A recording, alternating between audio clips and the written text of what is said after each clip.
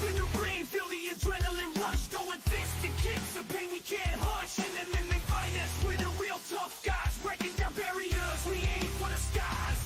Into the octagon like a warrior stand. Train blood, taking hits as I command. The art of combat, I'm ready to go. Submission, knockout, that's how I flow.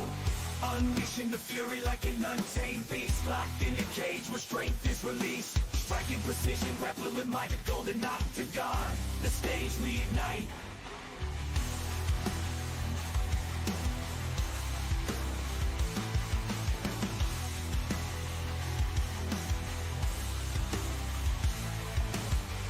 Unleashing the fury like an untamed beast. Locked in a cage where strength is released. Striking precision, grappling like a golden octagon. The stage we ignite.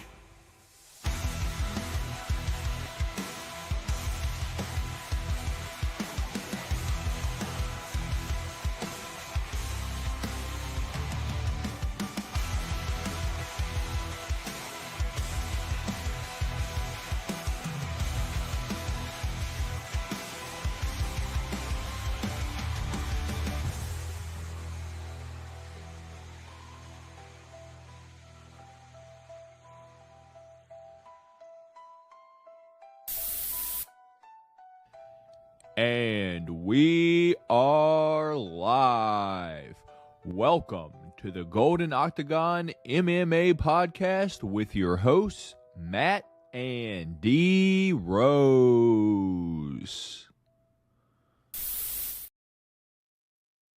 And what's going on, y'all? Welcome to the Golden Octagon MMA Podcast. My name is Matt. D Rose is on that cyber screen. Apologize for coming y'all a little bit late. D Rose was telling me about some crazy stuff that's happening in our hometown right now, and we got distracted. I'm not even gonna lie, wild stuff. But yeah, with that being said, we appreciate you for stopping by here, hanging out with us here tonight. As I said, on the Golden Octagon MMA Podcast. What's its number? 147th episode. D Rose, 4th year of doing this, man. A little late me announcing that, but you know. Just glad to be here. And before we get started, I have to get something off my chest. This past weekend was a terrible weekend for me betting wise. I went 4 of 12 on picks, by far the worst weekend I've ever had. You know, my picks have never been that bad before. I felt bad. Terrible weekend of bets. So yeah, not a good look. So I appreciate you. I know me and D Rose aren't professional fighters. We're just, you know, big fans over here giving you our opinions. But we truly do appreciate you for taking the time out of your day to stop by here and, you know, just hang out with us, chat it up in the chat, and all that good stuff. So, you know, just thank you guys. With that being said, how you been over this past week, D Rose? Feeling thankful on a Valentine's week. I like the I like the energy coming in. So yeah, I'll also say that, yeah, we definitely appreciate you boys. You know, you always riding through and listening to us and leaving us comments and stuff like that, because, you know, obviously it shows support to the channel and, you know, helping try to make this channel and podcast grow. And also we just like the engagement, man. We like being able to, you know, talk to you guys and, you know, get engagement from you guys and kind of see, you know, how we're doing and, you know, things like that. So we appreciate the, you know, feedback. You guys always having questions and stuff like that, or just whatever the case may be, just, you know, banter back and forth. So we definitely appreciate you guys always riding through, listening to us, and you know, giving us an opportunity. But no, everything's been great. Yeah, I basically ended up like breaking even on the fights this weekend, because I did hit like a late parlay after I told you I had that blunder on the co-main and main bet. I ended up doing Dricus Duplessis 4 or 5 decision, and for him to land the most significant strikes. It was actually plus 118 with him to land the most significant strikes. So I was surprised with that. So I basically ended up breaking even just to lose all of it on NFL Sunday for the Super Bowl. Chiefs absolutely shat the bed, which got me all types of drained in my account. So yeah, definitely hurt, but hopefully a decent card this weekend can try to replenish that account a little bit. Yeah, hopefully, man. Hopefully I can get back on track, because I don't know if I've hit a UFC bet, it's been a little bit, dude, since I've hit a UFC bet. So we're back in the Apex this weekend. Fights can be pretty predictable. I just don't know about the gloves, man, because I feel like they used the old gloves this past weekend at the pay-per-view, but for the first few fights this year, I feel like they were using the new gloves still. I just, something tells me like the way the gloves looked. So I got to keep an eye out like this weekend, because I think they're still using the like the new gloves for the fight nights and such. But with that being said, at this point, who knows? Like, yeah, I think they said that they were supposed to be using the old gloves for the pay-per-view and the new gloves for the main or the non-pay-per-view cards until they get enough of the supply of the pay-per-view worthy cards or pay-per-view worthy gloves. But I'm not exactly sure. I wouldn't be surprised if coming into there they had new gloves too, because apparently they didn't have enough new of the old gloves to make that a regular thing. So yeah, I thought they were going to have all the old gloves back at the beginning of this year. So I don't know. I guess not. With that being said, on today's show, we're going to recap real quick UFC 312, at least give you any of our thoughts and opinions. Few days removed from that, we got some UFC news and fight announcements to go over. And then lastly on the show, we've got our UFC fight night. Jared Cannonier, the killer gorilla Jared Cannonier versus Hobo Cop Gregory Rodrigues. We're going to give you our preview and our picks for that card. But before we do, let's get into the chat. We got Austin in here hitting us with the what's up, motherfuckers. What's going on, Austin? How you doing tonight, my guy? We got Antoine in here with the what's up, boys. What's going on, Antoine? what up? Have a blessed Wednesday night. I appreciate it. Yeah. D-Rose just has me cracking up over here before the podcast. We got Daniel in here with the LFG. Also says, I tested positive for the vid on Monday morning. First time, and now even looking death right now, as I won't be kept away from the stream. Shout out, Austin. Appreciate you stopping by here tonight. But, man, get some rest, get some sleep, get some meds in you. Give it like 2 or 3 days, and you'll be all right. But I appreciate you stopping by here tonight, Austin. But, man, I hope you feel better soon, dude, because, I hated it when I got it, dude. Hey, so first time ever, and I mean, we're 5 years in at this point. The first time ever that you tested positive for COVID. I mean, you definitely did you did some good there by avoiding that mess for as long as you did. I lasted about 2 years. I got October 2022 was when I finally ended up getting it, and I finally tested positive for it. Gotcha. They should make Bryce wear pink clothes and camo shorts. Oh my goodness. We got Maddie Mack in here with the what's up, guys. What's going on, Maddie Mack? Appreciate you stopping by here tonight. Also said he haven't gotten nothing more than a few sniffles. Well, that's what's up, Austin. What's up, bros? First time catching the live Montana Chi. Well, shout out Montana Chi. Thanks for stopping by here tonight. And I hope you enjoy the stream, man. Yep, I thought I was immune. Yeah, we all did until we got it. Yeah.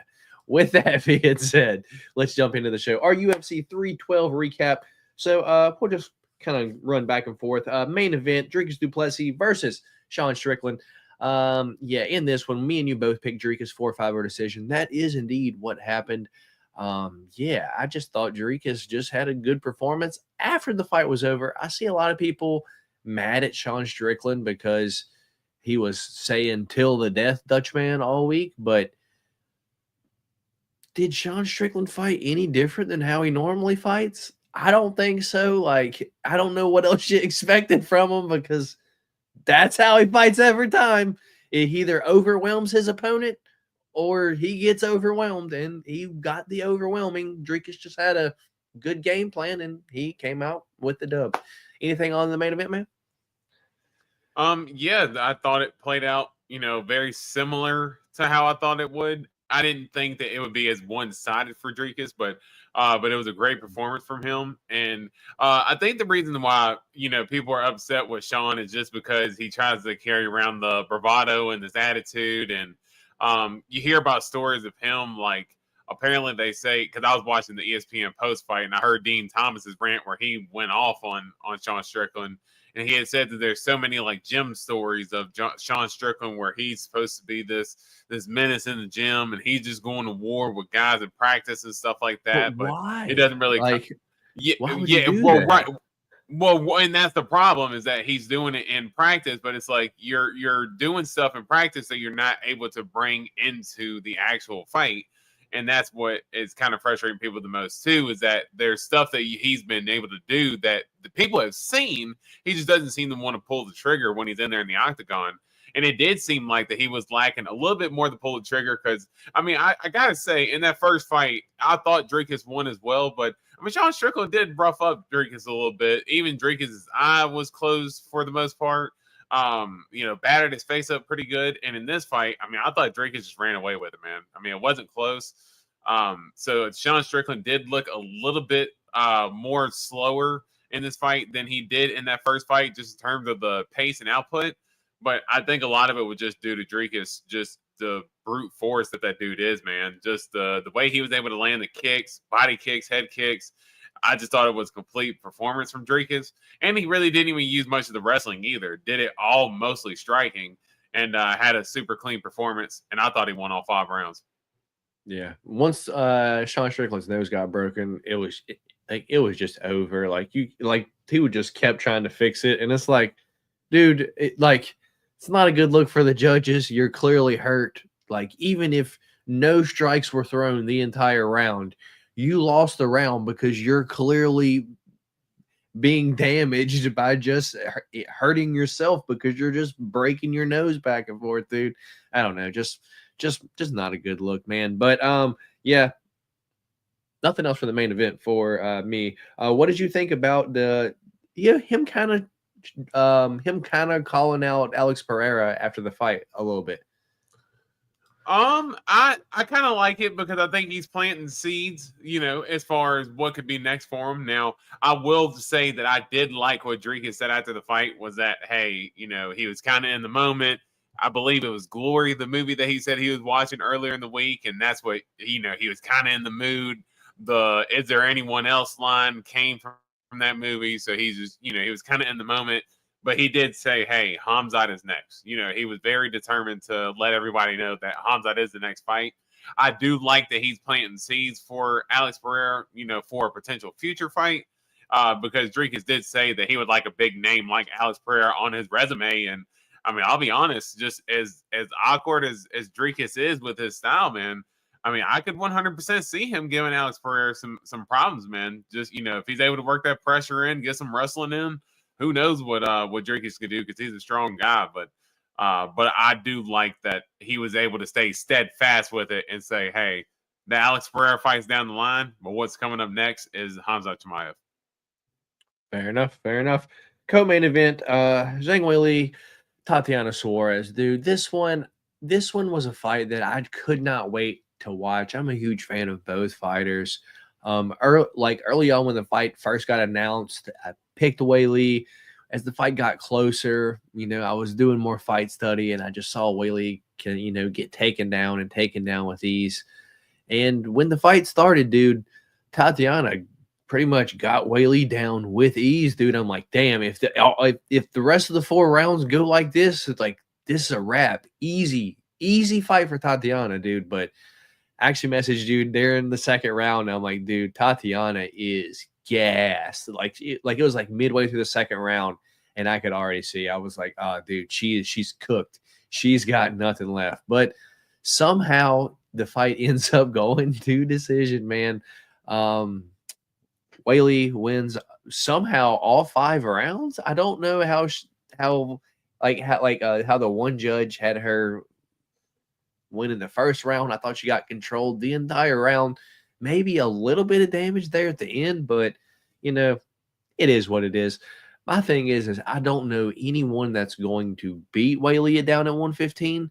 And I saw where she said she's interested in going up to 125, but I also saw Dana White's comment on it that says if she does move up to 125, then she's not allowed to move back down to 115. So that's kind of a big decision. But I mean, I think she's already done everything down at 115. I could see Weili going up to 125 and causing havoc there, dude. Could you imagine Weili versus Valentina, dude? What a fantastic fight. But yeah, give me your opinions, thoughts on this fight, and then what's next for Weili and even Tatiana if you want. I will say that I do like the thought of a potential Weili and Valentina fight. The only thing is, will it be a banger? I mean, when's the last time we've seen Valentina in a banger? I think we like the fact that Valentina can get challenged, and it's two long-standing women's name fighters. I think it's the biggest in terms of the women's fights that could be made, just because the two biggest names per se, with the two biggest resumes. But will it be exciting? But yeah, I think just as far as the fight played out this weekend itself, I mean, truthfully, I don't mean to say it again, but I thought it played out exactly how I thought it would. I thought that early on, and we'll talk about another fight later on too, but I thought early Tatiana would be able to have some momentum.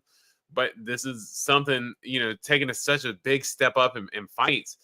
Weili was Tatiana was going in on her 11th fight, and Weili was having her 25th, 26th, 28th fight or something like that. Like just the experience level and just the way that Weili has been able to handle these championship rounds against contender, against former great champs and Rose and Joanna and her beating Andrade, and just Weili is very battle tested, and I just thought that was something that Tatiana has not gotten to at this point. Plus her having a year and a half off. People can say what they want about the ring rust. I know Dominic Cruz has been able to come back and be effective with time off. Ring rust is 100% a real thing, man, that if someone's out of the octagon for such a long amount of time, it's going to be hard for them to step right into a title fight and be purely ready for that. And I think that was just partly what affected Tatiana. Plus, I just think that Weili's just that good. She's that strong. She's just an absolute hoss. So I love her style. She's grown so much since those Rose losses, and she's definitely one of the best for sure. Yeah, indeed. All right. Now the rest of this card. Justin Tafa, Taliesin Teixeira. Me and you both picked Justin Tafa to win knockout in the first round. The opposite happened. He got knocked out in the first round. But, dude, I think there's some shenanigans going on, because when Junior Tafa walked in the octagon, he had the biggest smile on his face, like, yeah, bro, and just smacked his brother on the back, rubbed his fucking shoulders, like, yay, man, you did it. Like, almost like you just cashed a big boy. Yeah, that's what it seemed like. But to be fair, that's Justin Tafa. He either loses or wins in the first round, and it is what it is. But yeah, not much really there. Jimmy Crute, Rodolfo Bellato, dude. This fight, yeah. Jimmy Crute pretty much beat up Rodolfo Bellato in the first round, like Ihor Potieria beat up Rodolfo Bellato in the first round of their fight. And then Rodolfo Bellato comes back and wins the next two rounds. Jimmy Crute is still Jimmy Crute. I saw everywhere Jimmy Crute 2.0 this week. Nope. Still just Jimmy Crute. Just maybe his chin, gained a little bit more health in the off time. I suspect in his next fight, he'll probably get knocked out again. Not impressed by the return of Jimmy Crute. Jake Matthews, Francisco Prado. This one was sad to see, dude, because you knew Francisco Prado had the heart. He wanted to fight. He wanted to get in there and bang. And Jake Matthews was just too long for him. Just cleaner with the boxing, and he just pieced up Francisco Prado all three rounds. And Francisco Prado couldn't even really get close to him for the most part. That was the main card. Prelims, Jack Jenkins, Gabriel Santos. Yeah, dude, Jack Jenkins looked great the first two rounds of that fight. And then he ended up getting, I think, kneed in the chest and then sunken in rear naked choke. He ends up tapping out, dude. And then after the fight, I saw some kind of news that he immediately got rushed to the hospital for a collapsed chest cavity or some shit like that. So he was in critical condition for like a few days or some shit like that. But he seems to be all right now. So shout out Jack Jenkins. You're a great fighter, but damn, dude, that was fucking crazy. Glad you're healing up. All right. Me and D Rose both picked you to win that fight. But you were looking good, and then you just got caught. Shit happens, man. Tom Nolan, Vyacheslav Barshov. Yeah, dude. Tom Nolan looked solid in there. He looked like he was very content with winning that fight via decision. So maybe from now on, we pick Tom Nolan to win via decision if he's for sure not going to knock out the guy that he's fighting, because he looks like he can go all 3 rounds pretty okay now. Wang Tong versus Bruno Brazil. You picked Wang Tong to win by decision. That happened. I feel like she could have knocked out Bruno Brazil at 4 or 5 times in that fight. She just didn't put her foot on the gas. She kept hurting her, but, didn't put her foot on the gas to finish it. It is what it is. Probably one of the ones that everyone was talking about the most, and me and you were chatting about while it was happening, was Colby, slickness, thickness, and Alexandre El Conquistador Topuria. Topuria, you said it to me during the fight, he fights just like his brother, and my reply to you was like, yeah, maybe a little bit more patient and a little bit more plotty.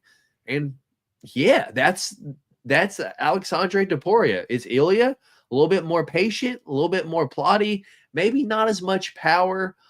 Still looks like he has power, but how good was this Colby slickness thickness? We got to keep that in mind.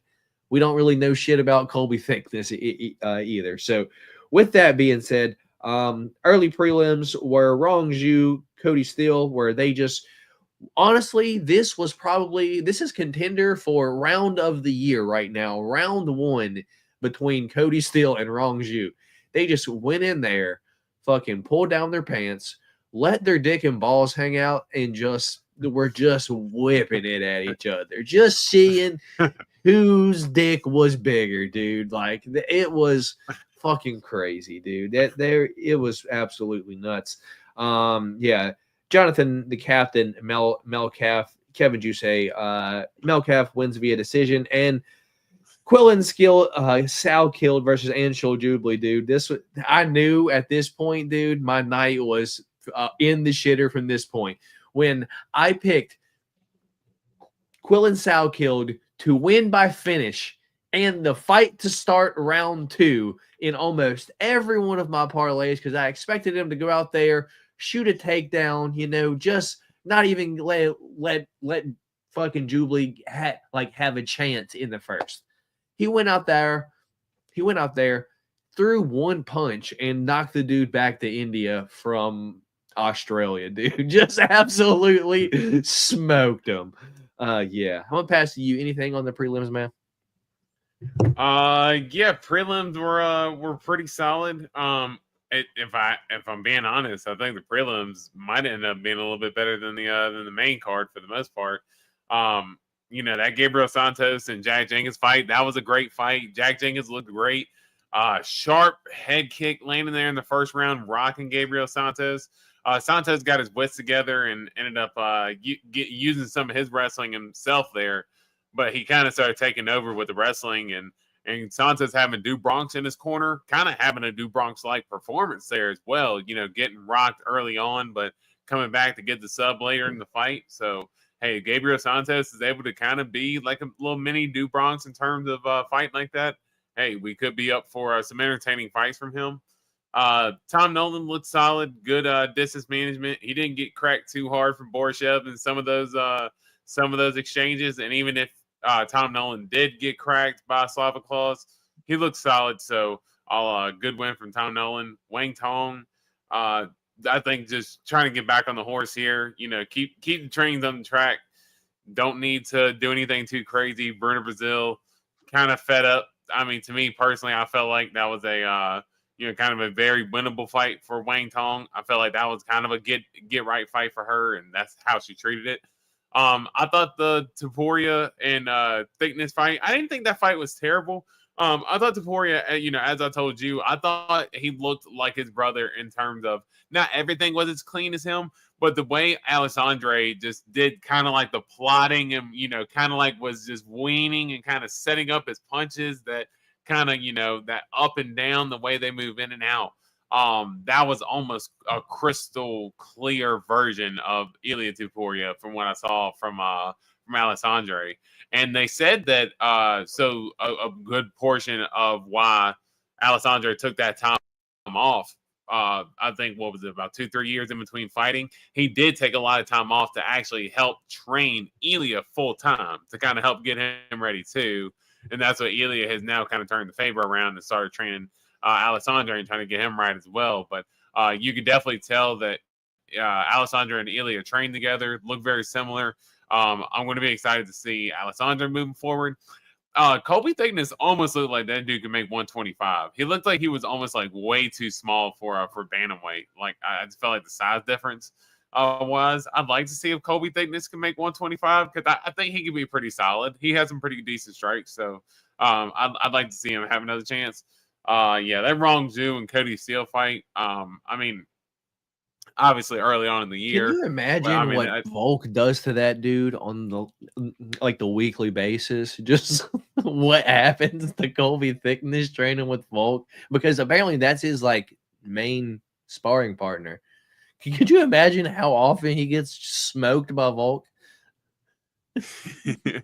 I mean, dude, I can only imagine. Dude, I can see how he was, undefeated. I mean, iron sharpens iron, man. And you got a dude like Volkanovski, front kicking you, then jabbing you, and then, all of a sudden taking you down and elbowing you, and you get back up, and then he's just kicking you into the body, and all that different variety that Volk has. Yeah, I can imagine that would make Colby Thickness that much tougher. So, again, iron sharpens iron, man. But that Rong Zhu and Cody Steele, that's up for fight of the year so far, man. That was an absolute banger. At least the first round. Cody. And this was the fight that I was talking about earlier in terms of, we'll come back to this in terms of the experience. I even led with the experience level going into the fight when we previewed it last week. And you know how I am with someone in terms of having that much experience. 7 out of 10 times, I'm going to pick the guy, especially with that much more fights. Like, they've just seen it more and done it more. I don't care how many cans they fought within that time, considering that Cody Steele has only done this, now professionally 8 times versus Rong Zhu's 32 times. Like, that's just experience that Cody Steele is not going to be able to get other than going out there and just fighting more fights. Cody Steele, good fighter. Not to say a huge step back in competition, because I know Rong Zhu isn't the best, but maybe not fight somebody who's got 32 fights, but still a great fight, and I think the front runner for fight of the year right now. And I think Anshel Jubilee, I think it's very safe to say that's it with him in the UFC, man. Quinlan Soukhill with the missile. I'm pretty sure the first punch he landed. And Anshel Jubilee, might as well pack your bags, big dog, because I think the UFC is about done with him at this point. The way that he's kind of shit away the last 2 fights. So, but yeah, that's pretty much me for the pay-per-view. Fair enough. And I'm actually glad that you pointed something out during the fights, because it made me remember something that leads us in perfectly to our UFC news and fight announcements. There's some dogs going crazy outside. I don't know what's happening. But yeah, the first one that I remember is Dominic Cruz is officially retired from MMA after his shoulder injury last week. I'm not sure if it was after the podcast or before podcast, but I do know that we didn't talk about it. What's your thoughts on Dominic Cruz? Officially hanging it up, man, because I believe you caught it. I was curious to see if that fight would even happen with Rob Font, because with as much injury history as Dominic Cruz has had, I mean, what has it been since, 2023? Was it August 23 last time he fought against Cheeto? So, I mean, it's been that long. It's not too surprising that Dom, ended up going down to injuries, because you can say that was a big portion of his career, unfortunately, and he got to lose a good portion of his career due to that. Now, he's had some high performances in there, good wins against TJ Dillashaw and guys like that. So great career. I did think it was awfully corny that he took the picture of him in the hospital bed holding his shoulder while he still has MMA gloves on.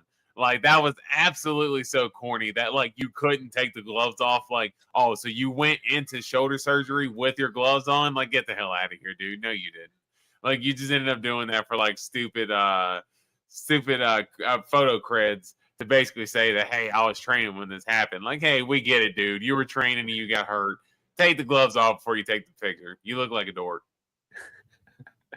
Fair enough. And before I share my screen, the other only one that I remember off the top of my head, and I'm glad you brought it up earlier, was Drew Dober has an opponent, and it is Manuel El Loco Torres. Yeah,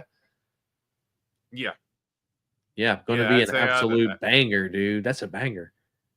Yeah, no, that is a banger, man. And I wonder if Manuel Torres is going to learn from his lesson against Ignacio Bahamondes that, hey, man, you're not going to be able to just come in and just, bowl straight forward. And I mean, I know he's been able to get most of his opponents out of there. And Manuel Torres got Chris Duncan out of there, who Chris Duncan is a good fighter as well. And, he was able to go in there, bowl through him. But, yeah, man, you're not going to be able to go through all these guys just in short fashion. You're going to have to kind of slow up a little bit. And Drew Dober coming to get a rebound win from that Gene Silva loss himself. So that's definitely a banger.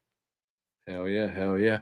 All right, so I will share my screen and we will get into it. First one I have is Dustin Poirier plans on his retirement fight in New Orleans this summer. What's your thoughts on that, man? Yeah, it sucks that he got the interim title, but sucks that he'll say that he was never able to hold up the undisputed because he had 3 all-time greats standing in his way and Khabib, Charles Oliveira, and Islam. But yeah, Dustin, I'd love to be able to see him get that retirement fight. I mean, if he's going to do a retirement fight in Louisiana, I can't imagine there's going to be a pay-per-view. So for him to do a retirement fight on like a fight night or something like that, I mean, that'd be pretty sweet. And the UFC is obliging with it as well. So I'd love for it to be a legend, just like he's saying. I'd love for it to be able to be maybe a Justin Gaethje or somebody like that. Just make it a fun fight, a fight that we know is going to deliver, and let the diamond ride out on top. Dude, give me Max versus Dustin 3 in Louisiana for the BMF title. I mean, that would be sweet, but Dustin's 2-0 against him, and honestly, Dustin kind of roughed him up in that last fight, man. I'm not gonna lie. That was actually that was almost the moment that Max Holloway got dropped until the fence kind of saved him there to a certain point. Now, Max did fight well in that fight, and I predicted Max to beat Dustin in that fight, but I don't need to see that again. I think the Gaethje, that fight's there, win, lose, or draw against Dan Hooker for Gaethje coming up. Just because, hey, 1-1, these two dudes are legends. They always deliver. Their first fight is an all-time classic. Their second fight ended in thrilling fashion. Why not use the third one to, capstone a great career? All right. Fair enough. We got another fun one here. Bellator's Aaron Pico is a free agent. You think UFC picks him up with the quickness or no? Because, dude, this was one of the fighters that I did follow outside of the UFC. He had so much hype coming in to professional MMA about how good of a boxer and how good of a wrestler he was. And then he ends up just getting fucking smoked, dude. And then he ends up getting smoked like 3 more times in a row. And I'm like, oh, just a busted prospect. But they were kind of feeding him to these really good fighters so young in his career, and he just didn't have the man strength. He's a little bit older now.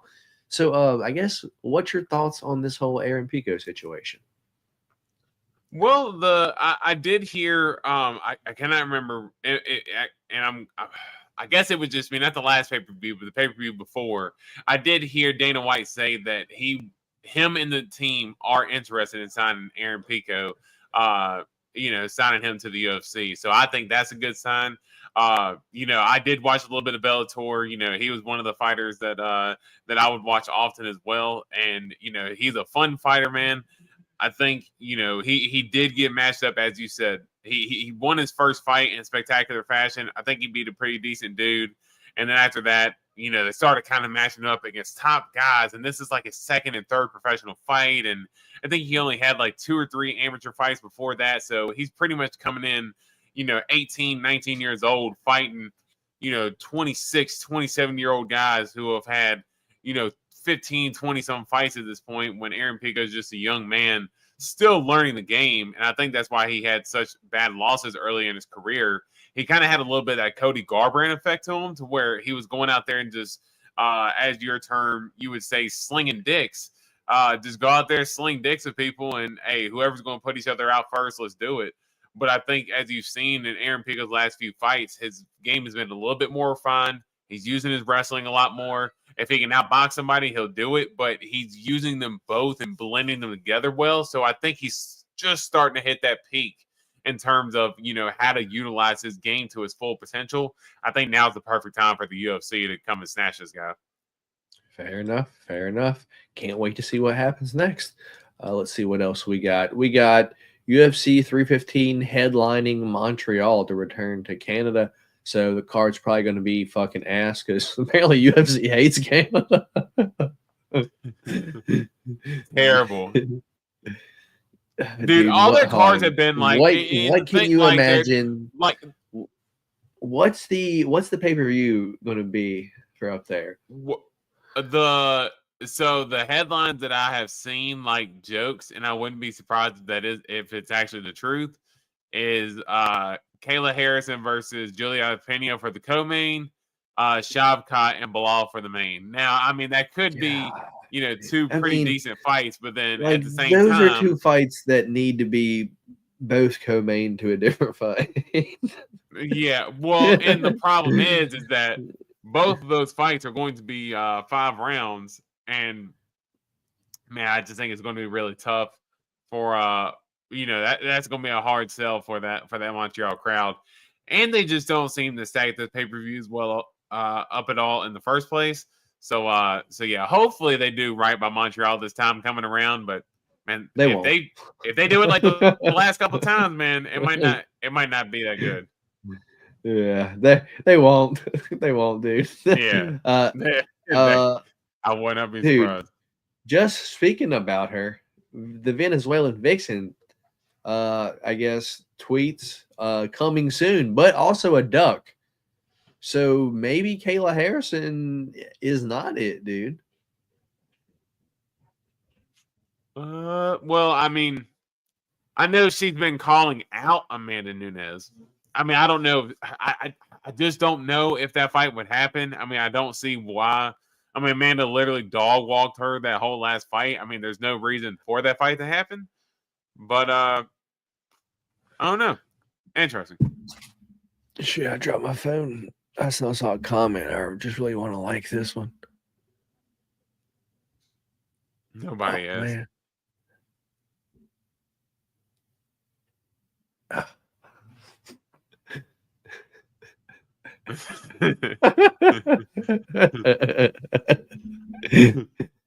I couldn't sleep at night. I've been waiting on this announcement. Oh man. I mean, I'm glad she finally announced something, dude. I mean, I can finally, rest easier. Yeah. Paddy Pimblett expected to return at UFC 314 in Miami on April 12th. I think he fights Chandler, dude.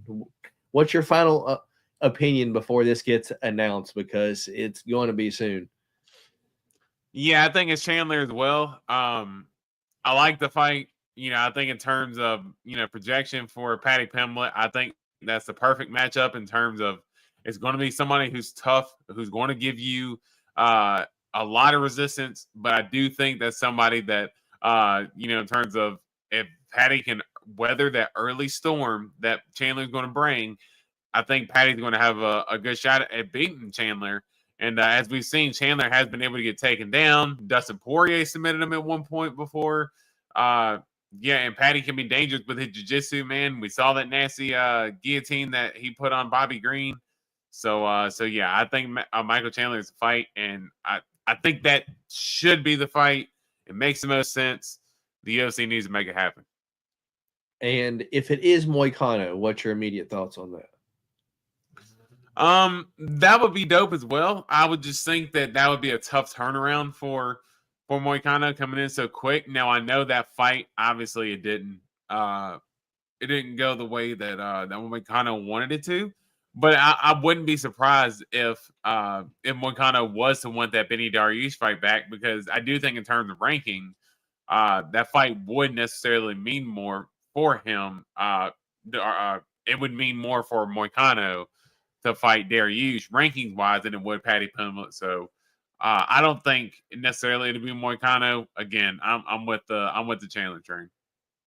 Fair enough. Looks like Alex and Izzy sitting together this past weekend.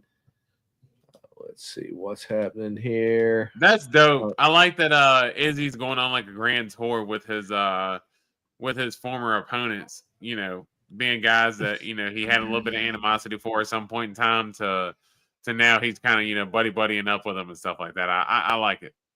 I absolutely hate it, because it tells me that he's done, dude. That his killer instinct's not there anymore. He has no animosity toward anyone, dude, and kind of sucks, dude, because, you know, that's one of my favorite fighters, man. You know, and it's like I see it. I'm like, damn, dude, that's, you know, good for him, but as a fight fan, not good to see for one of your favorite fighters, dude. So I truly hope that he, you know, maybe takes one or two fun, winnable fights and hangs it up, dude. Because if he tries to fight these killers, dude, I just don't want to see him continue to lose and lose, because I know people say it doesn't, but that affects your legacy, dude. Like those last fights that Anderson Silva took, you know, he didn't need to fight Jared Cannonier. Like, why?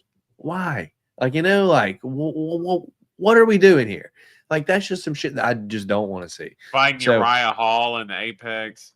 Yeah, dude. Like, and then getting your leg broke, you know, no. It's just like, you came back from that, dude. Take a few wins. He got a few wins, dude. And it's just like, you know, it just is what it is. I just hope we don't see Izzy, you know, go out, you know, on a huge losing streak. There's the comparison of the two that you were talking about.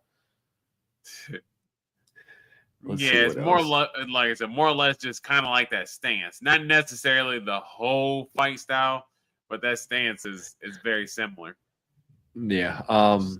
There's the Whaley versus Valentina. I think that'd be a sick fight. Dana reveals big plans coming for China in 2025. Interesting. What do you think that is?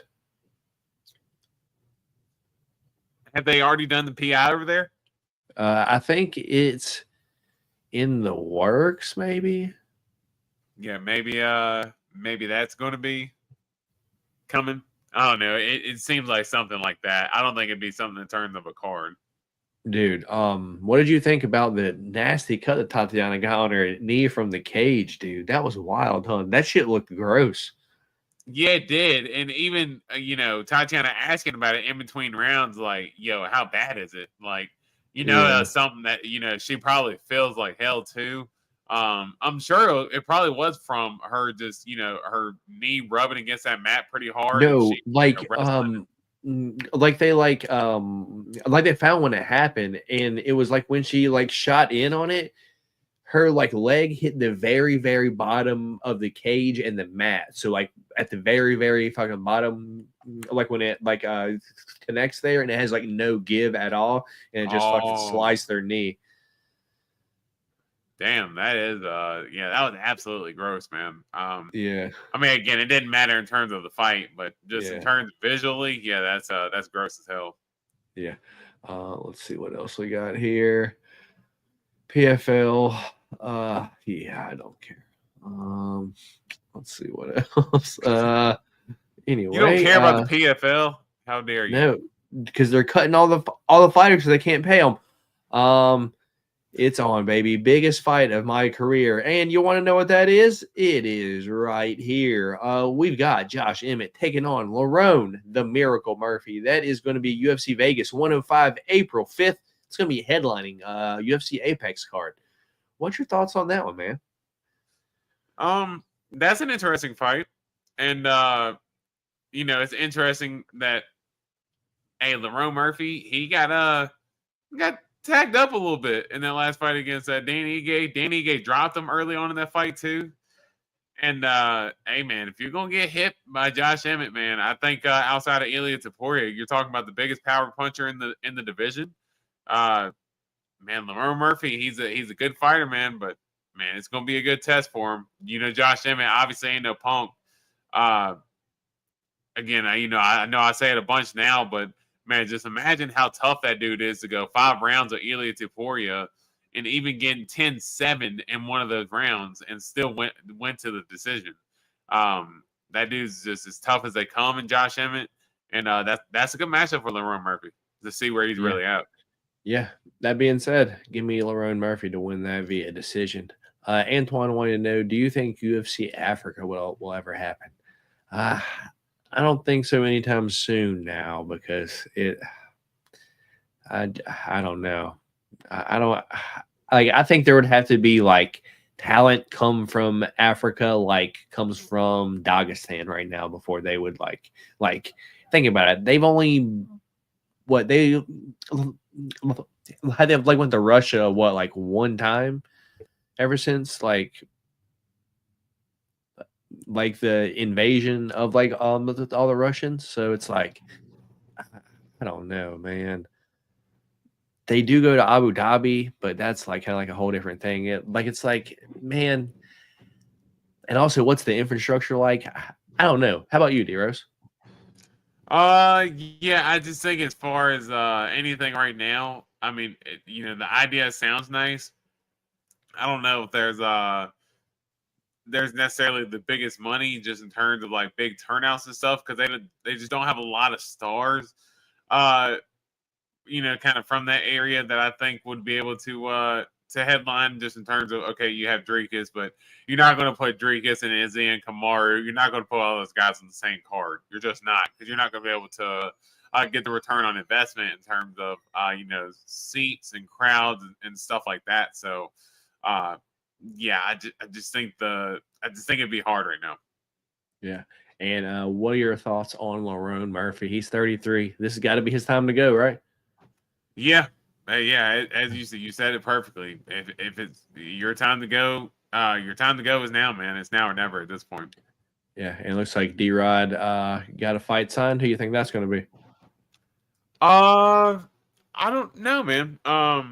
Man, D-Rod can kind of fight anybody at this point. He's just mostly in there just because he gets down and scraps. So, yeah, I'm always down to watch a D-Rod fight. Yeah, and Max said he's working on a date for his return right now. Yeah, that'd be dope. And I'd love for it to be against a Charles Oliveira or somebody like that as well. Armin Saryukian, who knows? But yeah, I'd love to see Max matched up against one of those top guys and kind of get a shortcut to a title fight. Yeah, and I guess last bit of news we got Tough 33 coaches are Chael Sonnen and DC. Could be an entertaining season. I guess the back and forth between them two. You gonna watch this season or no? I'll probably just watch the highlights of the fight like I normally do. I can't tell you the last time I didn't even watch with Chandler and Connor, so I highly doubt DC and Chael's going to be able to actually pull me in. Fair enough. With that being said, that's all the fight announcements and news that at least I have for this week. Do you got anything else, D-Rose? No, I think that's mostly it for me. All right. Sugar Ray saying Max needs to rest. And Antoine, he has a championship window, 33 to 35, hasn't taken a lot of damage. Yeah. I know that Lerone has went through some medical issues. I know he got shot a few times, maybe stabbed too. So, I don't know. We'll see how it goes. I'm a fan of Lerone Murphy, though. But with that being said, let's get into the fights for this upcoming weekend, taking place at the Apex in Las Vegas. So, I didn't break it. I closed my screen share. There we go. Share. And let's get into it. So, this weekend, are we sharing yet? We are. Okay, this weekend, UFC Fight Night, Cannonier versus Gregory Rodrigues. Going to be taking place Saturday, February 15th at 4 p.m. East Coast time. Going to be taking place at the Apex. We've got 13 fights to go over, and it's going to be headlined by Jared, the Killer Gorilla.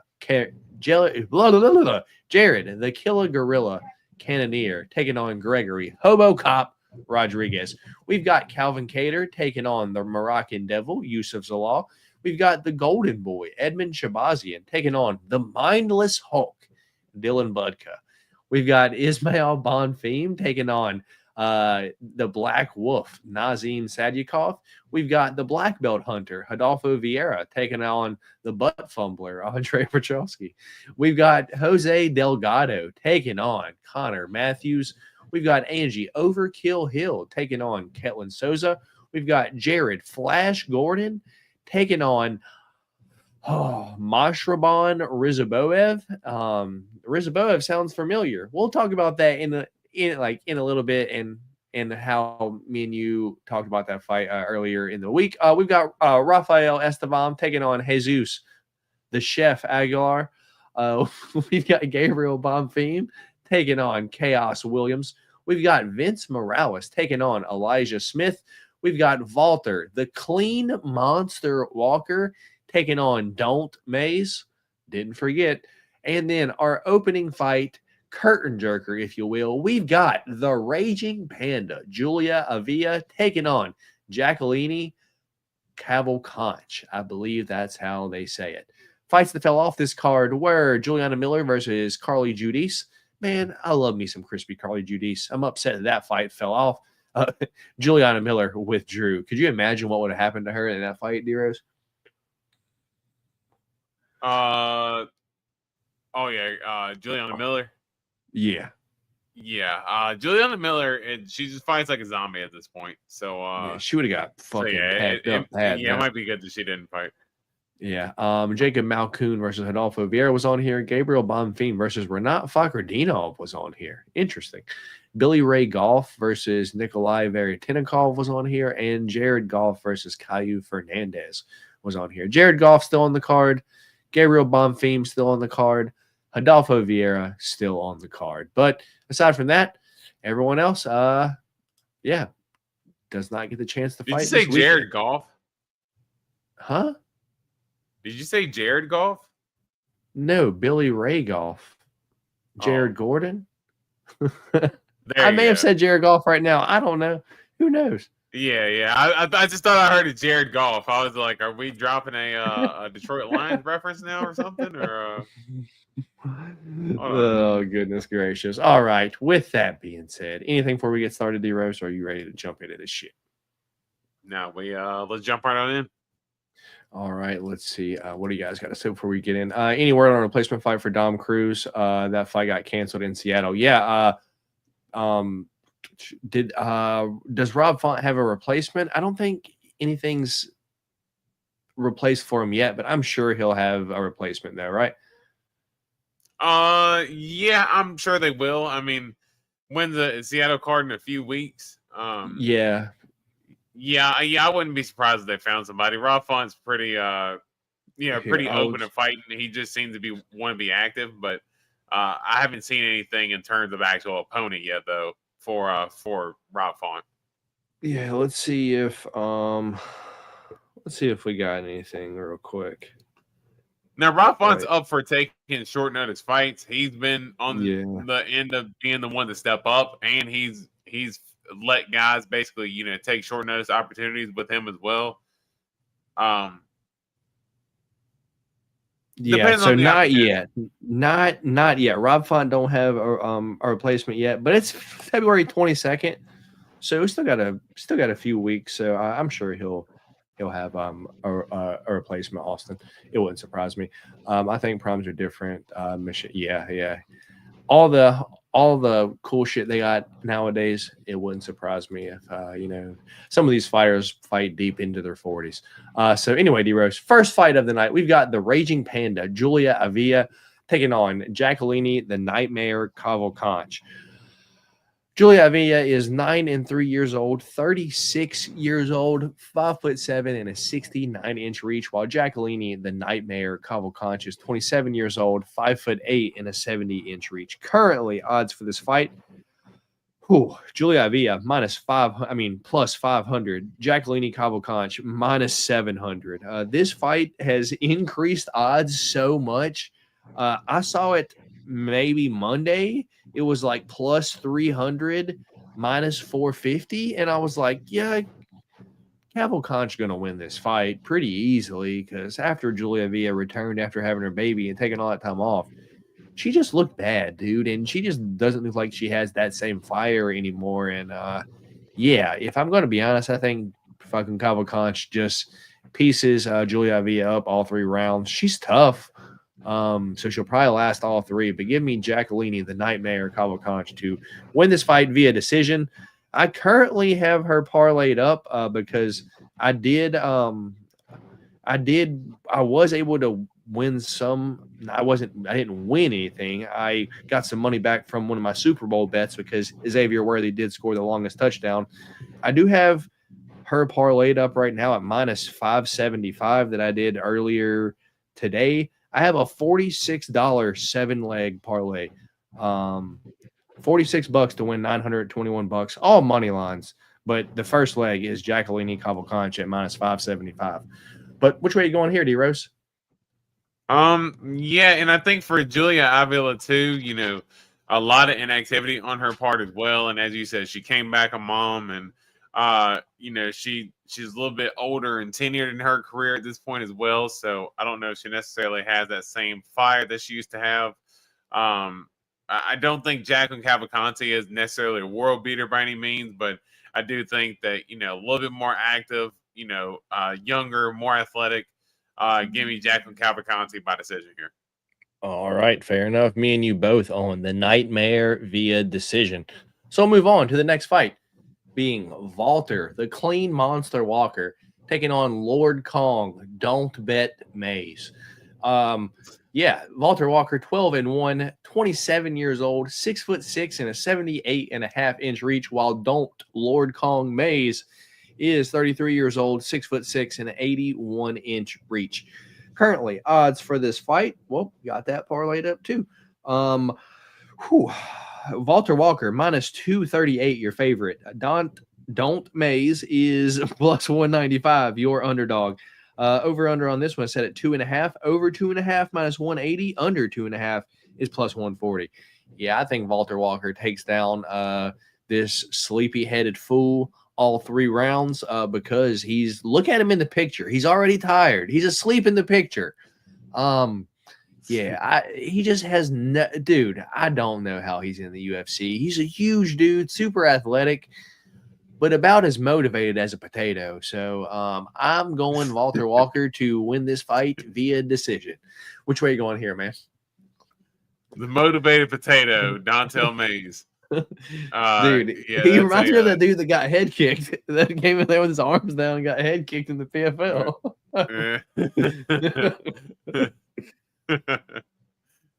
Just walking in there, just kind of just like a walk in the park. Just woke up from a nap. Just super bothered. That's hilarious. But I believe it or not, I'm actually going back and forth on this fight a little bit. This one's actually got me up in the air just because. Dude, you picked Hamdi to beat Dontel, and how that fight went was Hamdi just took down Dontel a whole bunch of times.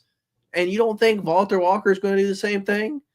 Well, he held him against the fence a lot, and dude, Walter Walker, he gets hit a lot, and he's not even athletic. At least like Hamdi had like the wrestling background and stuff like that. Like tried out for the Olympics and all this stuff. Tell me you can't see this happening. Round 1, Dontel Mays throws a spinning back kick and just falls down because that's what Dontel does. And Walter Walker just jumps on him. And guess what? The rest of the round is spent right there because Dontel ain't getting up. He's like, it's too much energy to stand up. The problem is, as you said, he's a big dude, but he's not Derek Lewis. He doesn't just get up like a big dude. Like he can't do it like Derek Lewis does. That's the problem with Dontel Mays, because he's got decent takedown defense initially, but if somebody can keep chaining them together, I don't know. I just think both fighters are absolute feces, so it's hard for me to really pull the trigger on either or. Dude, Walter's 12-1. He's not that bad. He lost to Lucas Dretzky. I don't want to hear it, dude. And that's UFC jitters happen, dude. Yeah, that's a terrible loss, and you know it.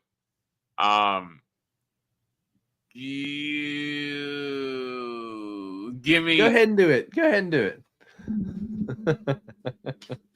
Give me the dog, Dontel Mays. Oh my God, I'm not the pick champ this week, so this is for sure going in that one, Big Daddy. Yeah, give me the dog. I like it. Oh my goodness. I cannot believe you, dude. Yeah, his name tells you don't pick him. But D Rose went against it. Anyway, first different pick of the night. I am on Walter Walker, D Rose on Lord Kong, Don't Mays.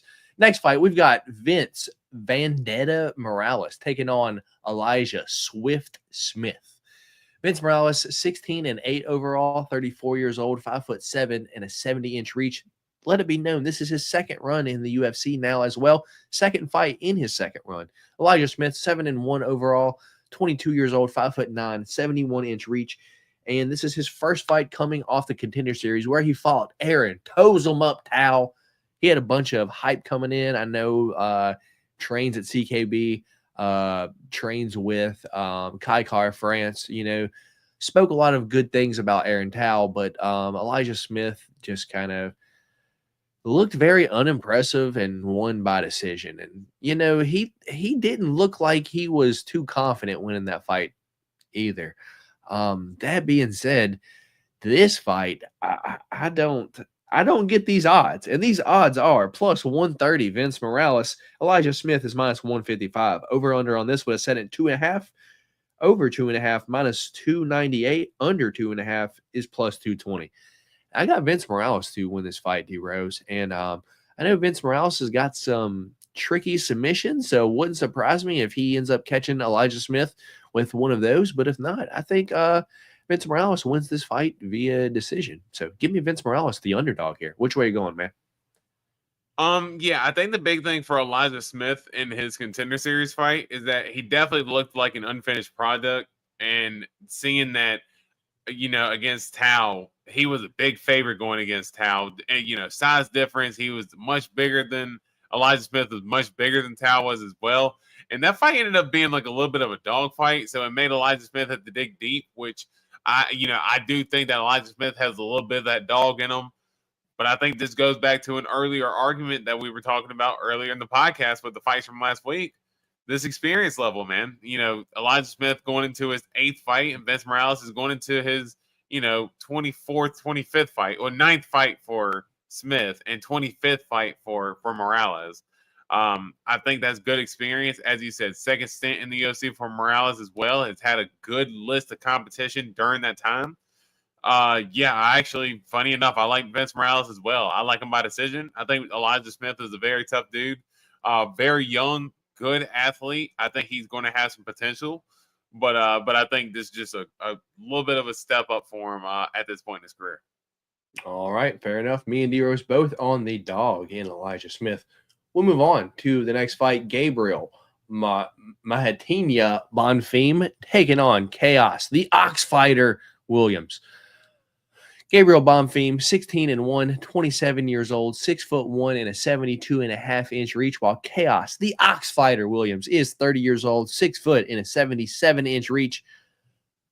Yeah. Currently odds for this fight minus 218 Gabriel Bonfim, plus 180 for Chaos Williams.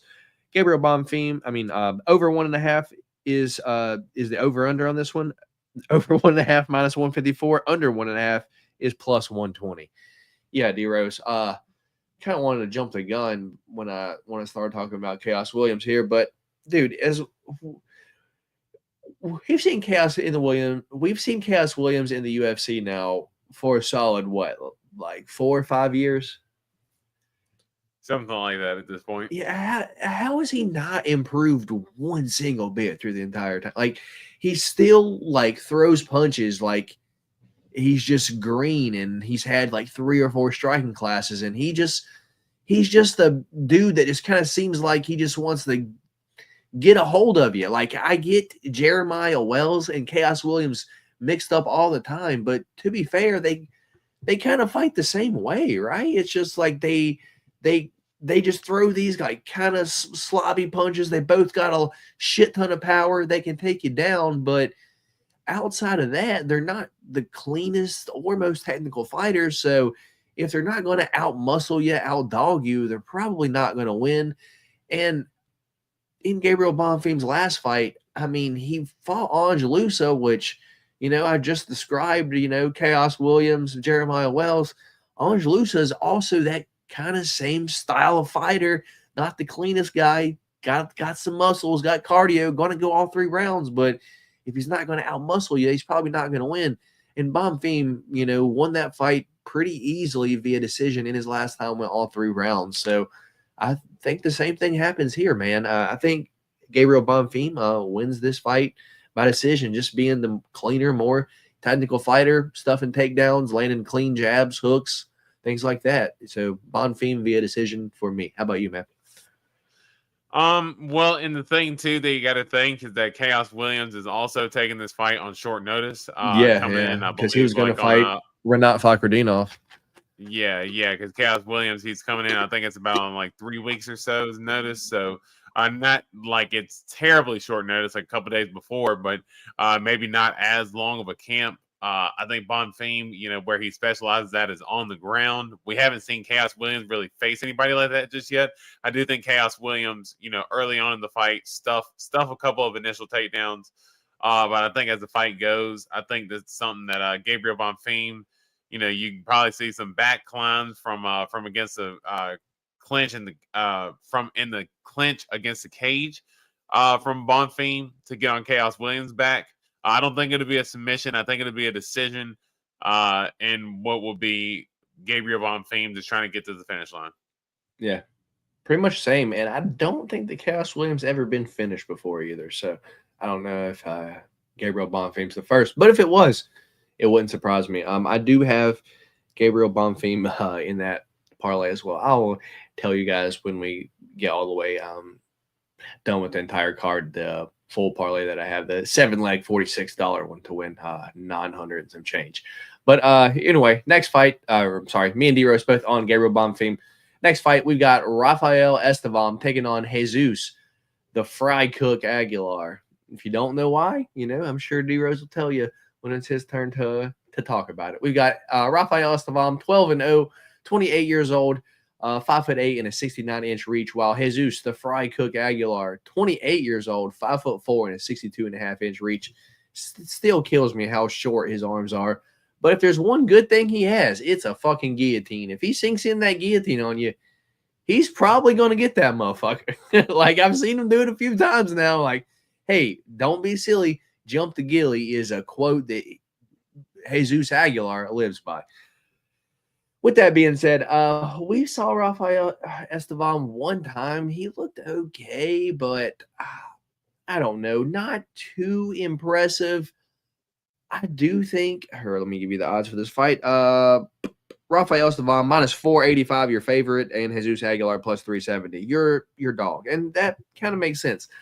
If Jesus Aguilar, a good wrestler, but I don't know if he wants to be trying to take down Rafael Estevam, because Rafael Estevam does have pretty solid jiu-jitsu. So with that being said, the last time we saw Jesus Aguilar fight someone with good jiu-jitsu, it was Tatsuro Taira. And he did jump that guillotine on Taira.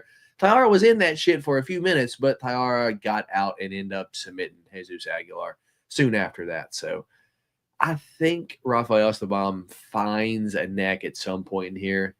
So give me Rafael Estevam. Let's go second round submission. Which way are you going here, D-Rose? Man, I cannot lie. This is one that I have gone back and forth on.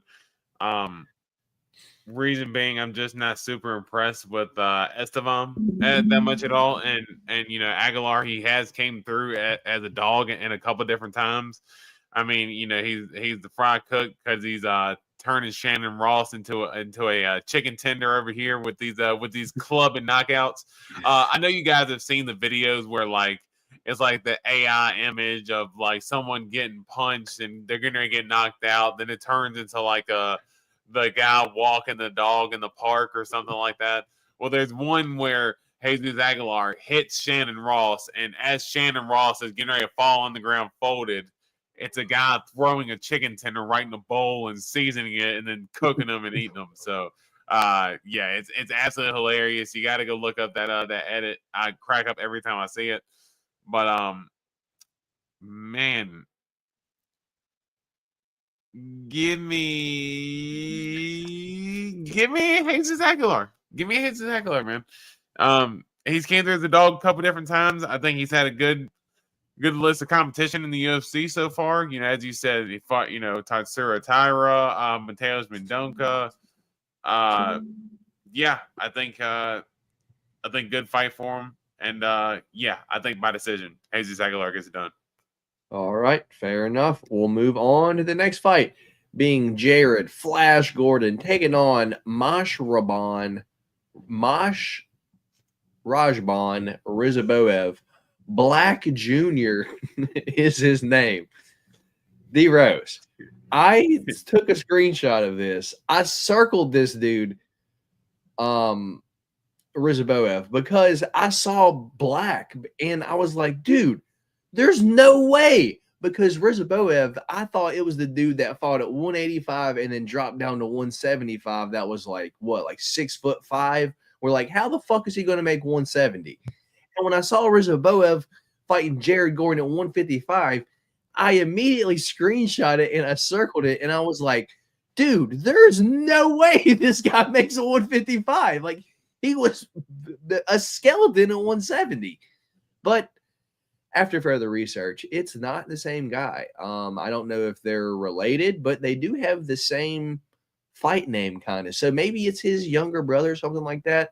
Wouldn't surprise me too much. I tried to look up some fight footage on this guy. D-Rose, I couldn't find a fucking thing. Not one single fight. 24-1 overall. But if he is a, sibling of the big Rizaboev, probably trains out there with them, probably has solid power, probably can wrestle. Let's just jump into the measurables. Jared Gordon, 36 years old, 5'9" and a 68-inch reach, while Masha, let's just call him Rizaboev, is 28 years old and 5'11". That's all we have. We don't know what he weighed last time, and we don't know what his reach is. But with that being said, going on absolutely nothing at all, I think Rizaboev probably knocks out Jared Gordon in the first round. Which way are you going here, man? Hold on. I don't know. Let me give you the odds for that real quick. Jared Gordon minus 310, your favorite. Rizaboev plus 250, your underdog. Yeah, if he's anything like Nursultan Rizaboev, I think those guys have fought a lot of cans over where they're at. Jared Gordon, much more battled and UFC tested. Tough fighter, man. I think, give me Jared Gordon by decision here. All right.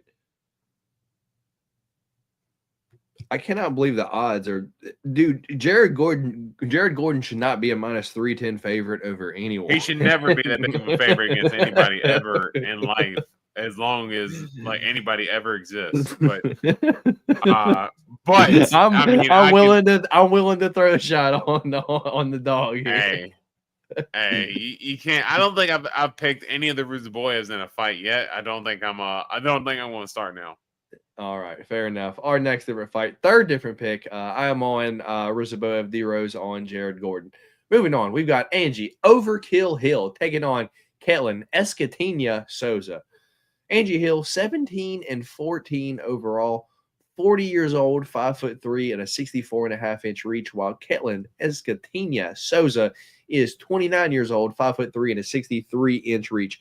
Currently, odds for this -110 apiece. Over under on this one is set at 2.5. Over 2.5 is -560. Under 2.5 is +370. Makes sense. I think people earlier in the week, I do know Caitlin Souza was the favorite and Angie Hill was the dog. It's -110 apiece now, which means people have came in on Angie Hill, and it makes sense. I'm on Angie Hill. Dude, she's a fighter that you can say at her older age now is still improving, dude. She has patched up the grappling holes in her game. She does not get submitted anymore. She's solid at stuff and takedowns now. Hell, she even got her own submission a few fights back now. So with that being said, I think Angie Hill just at range just points out Caitlin Souza all 3 rounds and just gives her a vet lesson, dude. Give me Angie Overkill Hill to win this fight via decision. Which way are you going here, man? Yeah, I think Overkill. I mean, and I'll be honest, I thought she won that last fight against Ricci as well. I know it went down to a unanimous decision, but I thought that I thought for the most part that Angela Hill fought very well in that fight. Damn, dude. That's fucked up, dude. Yikes. I mean, yikes. I mean, I know his story is well documented, but sheesh. Straight through the heart, man. But no, I think Angela Hill, she's super tough. Caitlin Souza, I mean, she's just an absolute brute.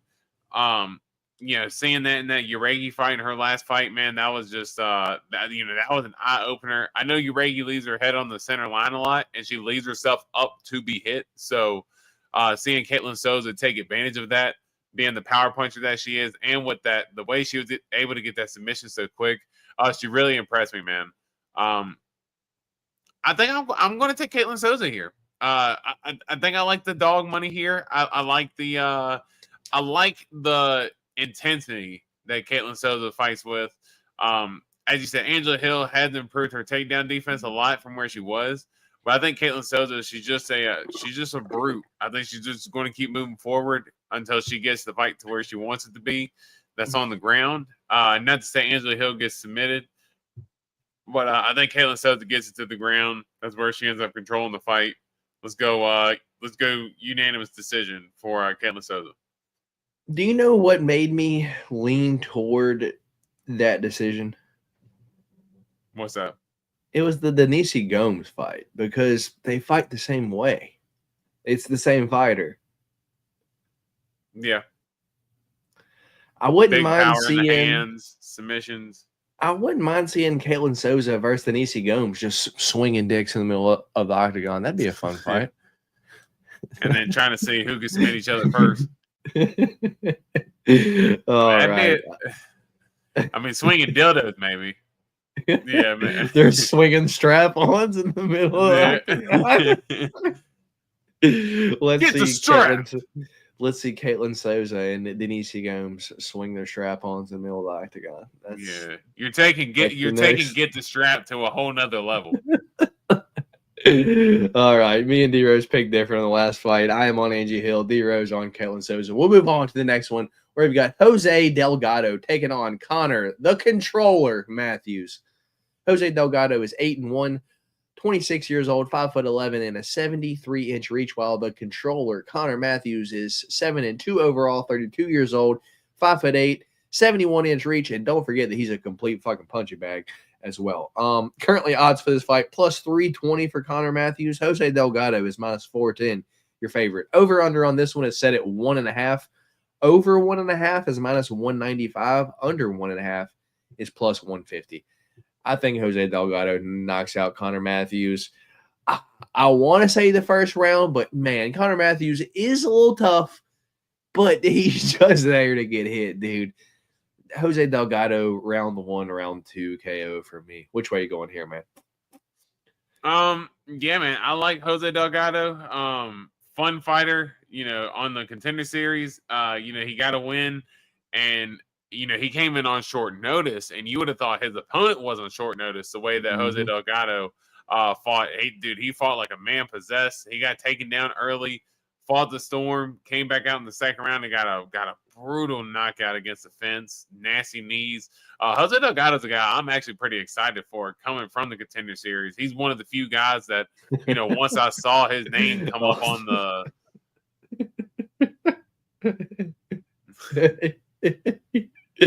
Parlays are 100% real. Yeah, who are 100% real. That's the catch there. That's the catch. But Jose Delgado is one of those guys who, I saw his name come across from the Contender Series, and I've been really, interested to see where his UFC career can kind of go from here. I mean, he's a fun fighter, man. So I'm really excited for him. I'm with you. I got Jose Delgado by knockout. Hell yeah. Me and D-Rose both on Jose Delgado to knock out the controller, Connor Matthews. He's going to get his buttons mashed on Saturday. Moving on. Me and D-Rose both on Jose Delgado. Moving on. We've got Rodolfo, the black belt hunter Vieira, taking on the butt fumbler, Andre Petrowski. Bumbo. See, he can't do. So you've seen that clip of with I'm sure you have going on this past weekend with Dricus and Sean Strickland in their first fight, where Dricus goes to throw that overhand left, and his head hit Sean Strickland's hip, and Sean Strickland ended up falling down from it. Unfortunately, Andre Petrowski just could not have that Dricus Duplessis head, and instead ended up getting knocked out versus delivering the takedown with his head to the hip. Yeah, I will never forget this. So I'm in Atlantic City, right? Jacob Malkoun walks out. Andre Petrowski's song comes on. Meet me down in Atlantic City. The crowd goes wild. I hear everyone cheering and shit. He's from Pennsylvania, close to Atlantic City. So he has a lot of, hometown people there, right? And that fight goes down. The fight was happening. He ends up going for the takedown, headbutting Jacob Malkoun's hip, falling down, knocking himself out. And then Jacob Malkoun comes over with a soccer kick to the ribs. And behind me, I hear, hey, he can't do that. That's illegal. Disqualify him. And I turn around and I was already 4 or 5 drinks deep. I'm like, you must be new. You just can't kick him in the head. He can kick him on the ground all he wants. And then they go over wave it off. And 10 minutes later, I turn around. And Andre Petrowski is sitting behind me. That was his entire family behind me. They're like, you mother. I'm the asshole talking shit. I'm cheering when he got knocked out. You fucking suck. Let's go, Malkoun. The whole crowd is silent. And his family's right behind me, dude. I'm like, well,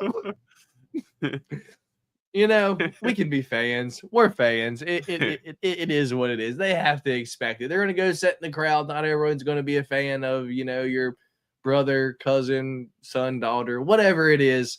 It's all part of the sport. It is what it is. All right. Let's get back into it. So with that being said, we've got Rodolfo, the black belt hunter Vieira, 35 years old, 6 foot and a 73-inch reach, while Andre Petrowski's 12-3, 33 years old, 6 foot and a 73-inch reach. So the measurables pretty much add up exactly the same. What does not add up exactly the same is their level of grappling skill. And Andre Petrowski's, dude, I guess if I was to ask you who's the better striker here of the two, what would you say? I might go Vieira here, dude. I mean, it's very comparable. I wouldn't dare say one's better than the other, if I'm being honest. But Andre Petrosky's the only way he fights is trying to take fighters down to the ground. You take Adolfo Vieira down, you're getting your fucking neck snatched. So give me Adolfo Vieira to submit Andre Petrosky at some point in this fight.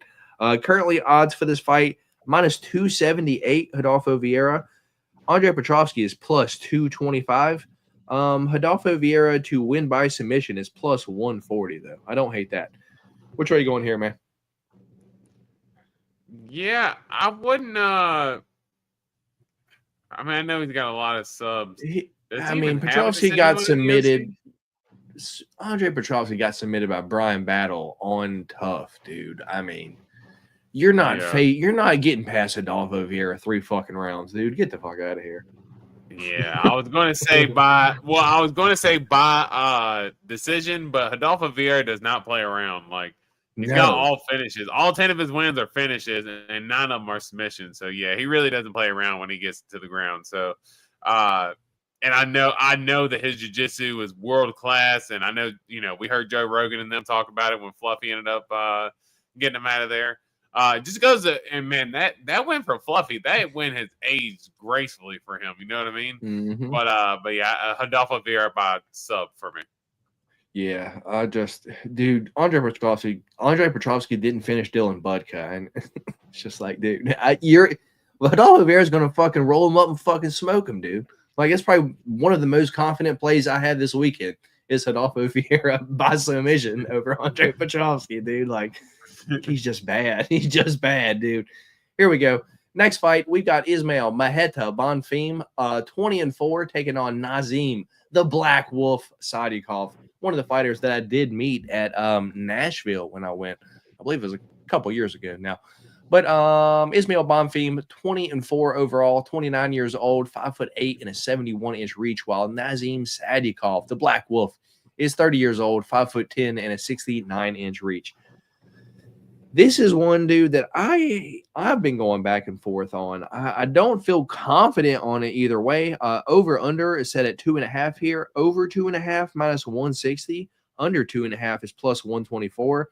Ismail Bonfim is minus 205, your favorite. Nazim Sadikov is plus 170, your underdog. Because I've been going back and forth on it so much, I have to look at the losses. And I guess when we saw Bonfim lose, he just got dominated by BSD, which, looking forward now, dude, I'm not saying BSD is not a good fighter or anything, but, it's just BSD not the best look. Man. Yeah, not the best look to just run through him like that. And I know Nazim Sadikov, not the biggest dude. These dudes are going to size up kind of well, but I don't really ever see Nazim be the bigger guy of the two, and he is here by 2 inches. Not going to have the longer reach, but, dude, you look back at the war that he had with, like, Slava Claus, dude, it's just like this dude's a dog, and he's going to fight. And being the bigger guy, and being a little biased, one of the first fighters that I did run into in Nashville, not in a meet and greet or anything. It's pretty cool guy. Give me Nazim Sadikov to win this fight. Let's go 3 or decision, just in case we get a late finish there. So Nazim Sadikov, 3 or decision for me as the dog. Yeah, I think if there's a finish, I would have to think that it would be Nazim early for me. I think if Nazim gets it done, I think this fight is super interesting because I am with you. I've been going back and forth on this as well. I do think that Ismail Bonfim is going to be the more cleaner technical striker of the two.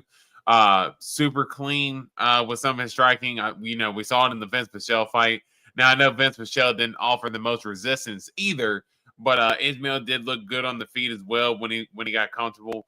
And Nazim Sadikov, he can just get in a dog fight, make it dirty. Yes, sir. Hey, we edging together, baby. But yeah, man, I like Nazim Sadikov, man. I like him here. I like him by decision. I just think that tenacity that he brings, I think he's going to have a little bit of a wrestling advantage as well. I mean, that was one thing that BSD was really able to take advantage of against Ismail Bonfim in their fight as well, was that he was able to really throw Ismail Bonfim around. Ismail Bonfim might be listed at 5'8". Like I'm telling you, he's going to look a lot smaller. Like he almost looks like he can make 145. He's not a big guy at all. I think that's something that Nazim Sadikov is going to be able to use to his advantage. I've heard Aljo talk on his podcast before as well, because Nazim Sadikov is a guy that trains with Aljamain Sterling. That Nazim Sadikov has kind of taken this last year or so off. He's had some injuries, but also has been training on evolving his game and getting better as well, and that he looks really good in the gym right now. So yeah, I'm going Nazim Sadikov by decision. All right, me and you both on the dog, Nazim Sadikov. We'll move on to the next fight, being Edmund, the Golden Boy Shabazian, taking on the mindless Hulk, Dylan Budka.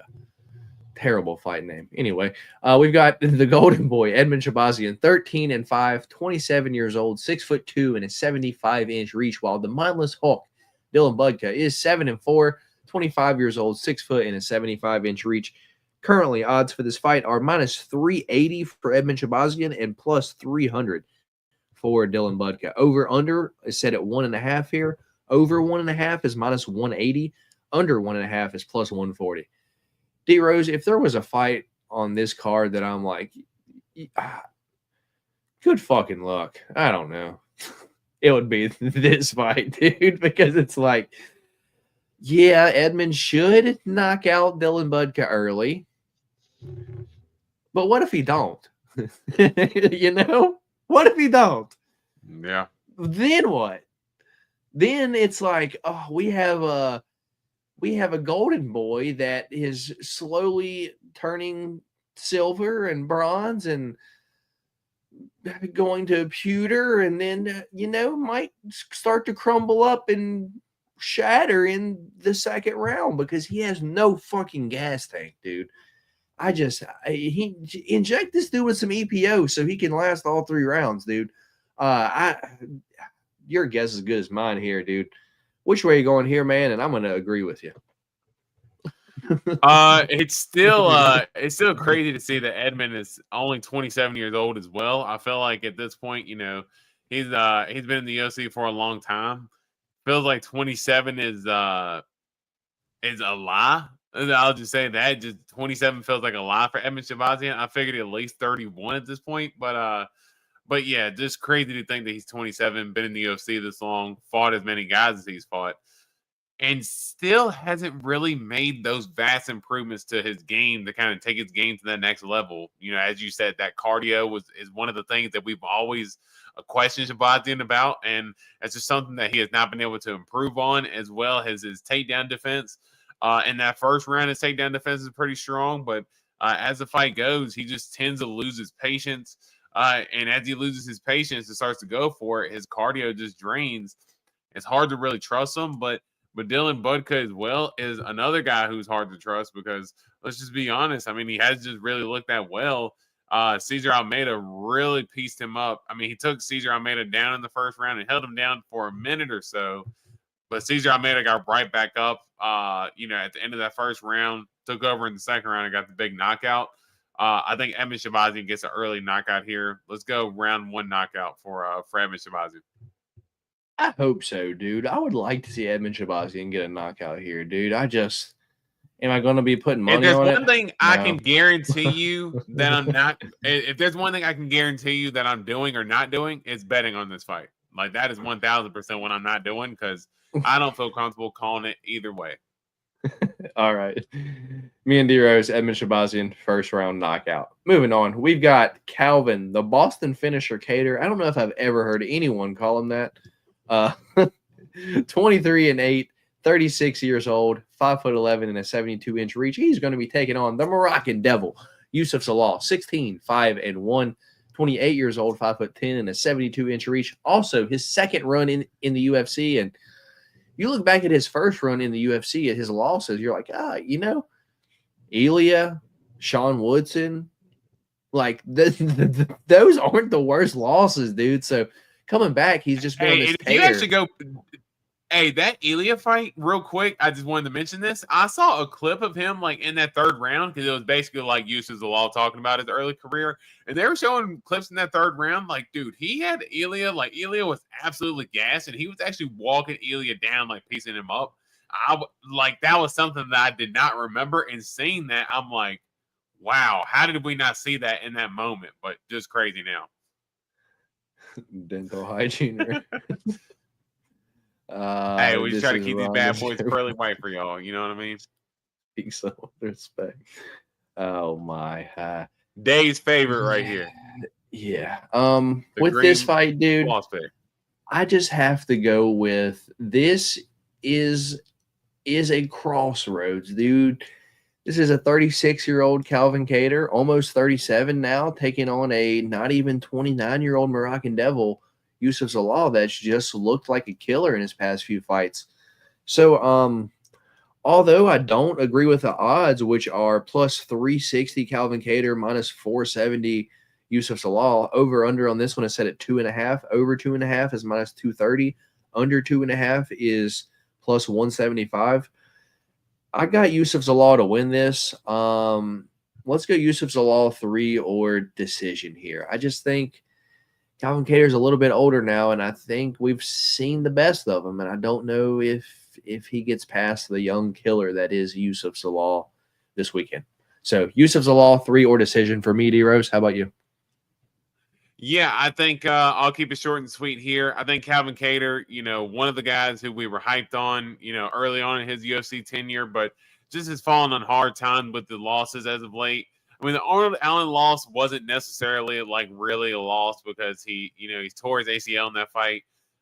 Even though I felt like he lost the Josh Emmett fight, a lot of people didn't think that he did. But the Aljamain Sterling fight was pretty definitive, man. I mean, Aljamain, and I picked Aljamain to win that fight as well. Yeah, I thought that was pretty clean. If Aljo was able to kind of throw around Kattar like that, I think Yusuf Zalal can as well. You can't finish Kattar. I'm convinced you have to have a tire iron in order to be able to beat Calvin Kattar by finish.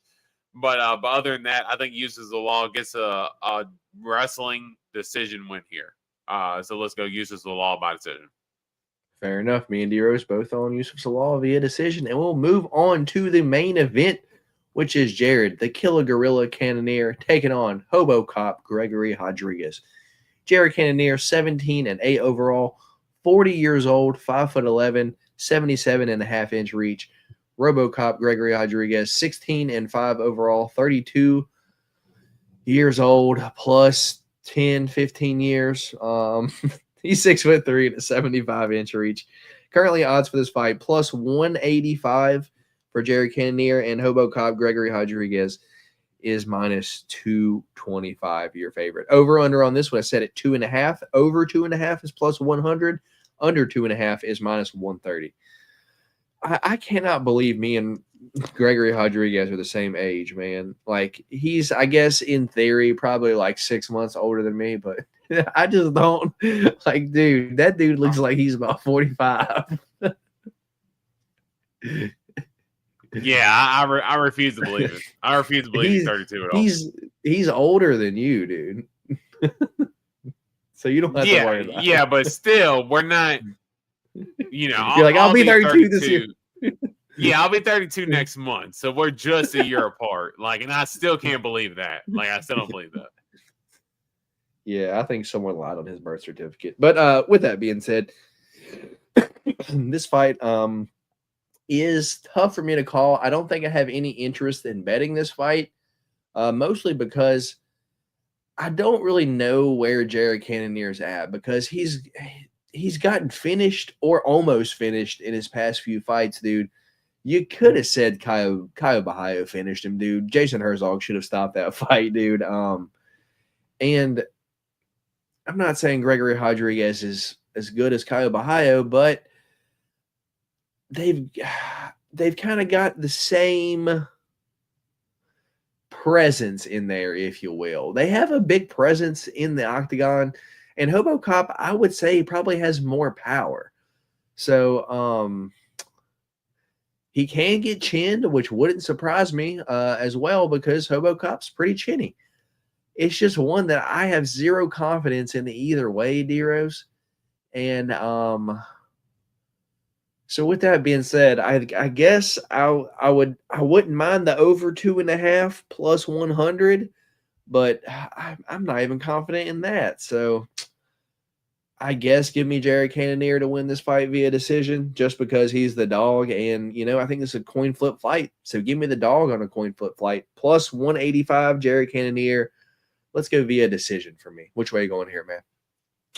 That's interesting, man, because I actually agree with you to the point of Jared Cannonier getting hurt in his last few fights. Jared Cannonier, I would say he's a sharp mind, good power in his hands. He's a very cerebral fighter, smart guy. I think Gregory Rodrigues is just that total brute, just using his just sheer size and aura to basically kind of go after you a little bit. Good power in his hands. He's got pretty clean boxing. Doesn't really. No, you will not see RoboCop use many leg kicks at all, or just like any kicks. It's a very head boxing heavy approach. Yeah, head movement is another thing you will not see from him. That's one thing. He'll put his hands up. He will block, but in terms of if he gets caught, with his hands out, he's there to be countered because that head does not move at all. But yeah, I do think that, very boxing heavy approach. So that is something that Jared Cannonier can take advantage of with his footwork.